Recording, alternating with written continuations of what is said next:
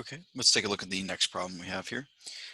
It's asking us to find a bunch of current values, and it gives us IA, IB, ID, and IH.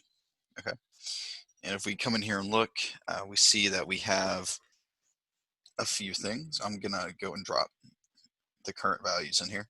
So gives us I of A is 2 amps. Then we have I of B is 3 amps.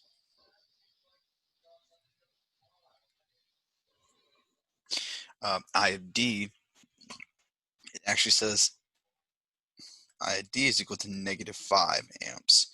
So what does a negative current actually mean? It means that it's in the wrong direction. So just flip it. So here we can just come in here and say that's I of D, and it's going to be going that way with 5 amps. Okay, and then I of H is going to be down here. It's going this way, and that's going to be 4 amps.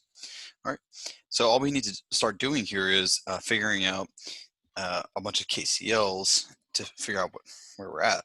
So I'll start at this point. Okay, so I have A that way, I have I of D that way, and then I have I of F that way. So, or actually, I don't know what direction F is going in, but I'm just assuming it's going to leave. So what I can say is I of D is equal to I of D plus I of F equal to I of A. And let's go and put that in lowercase a. So we know these two, so we can find I of F. So I of F is going to be equal to I of A minus ID, which will be 2 minus 5, which will give us -3. So my actual direction for I of F is going to be opposite of what I assumed. So I assumed it was going to the right, but in reality, it's going to be going to the left with 3 amps. So we know that here, this is going to be 3 amps that way. All right. Well, let's go take a look at this one. So if we have I of A going that way, we know I of B already. We know I of B's coming in this way. We know that value. And the only thing we don't know is I of C. Okay. So if we know that I of A plus I of C is equal to I of B, and we know A and B, we just got to find C.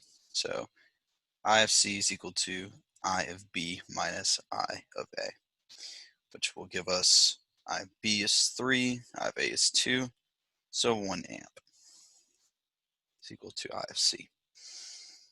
And the way we assumed was correct. So I of C is going this way with 1 amp. All right, let's take a look at this point now. And that point, we know that we know we have I of H going that way, and we just found I of C is going to be entering, so let's assume I of G is going up. So we'll have I of C plus I of H is equal to I of G. So therefore, I of G will be 1 amp plus 4 amps. So I of G is 5 amps. And it's positive, so it's going in the way that we thought it would. So 5 amps. All right. And now we just have one last point, I of G. So let's go and find this one here. Like we said before, we know that I of F is leaving because we solved for it earlier.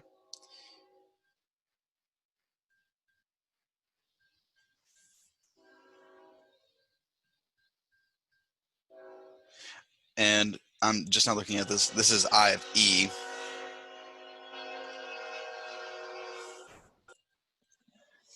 I of E, E, E. There we go. Drop a like if you can hear the train in the background. Okay. So, like we said, we know that we found I of F is going to go that way. And we know that I of H is going this way. So I of G is going to go that way. Okay, so we can say from here, since they're all leaving, I of F plus I H plus I G are all equal to 0. So I of G will be equal to negative I of F minus I of H. So this will give us minus 3 and then minus 4. So I of G is minus 7 amps, which really means that it's traveling the other direction with 7 amps. So it's going that way with 7 amps. All right. And we just found all the currents that they asked us to find. So it's just a bunch of KCLs and it should be a very straightforward problem.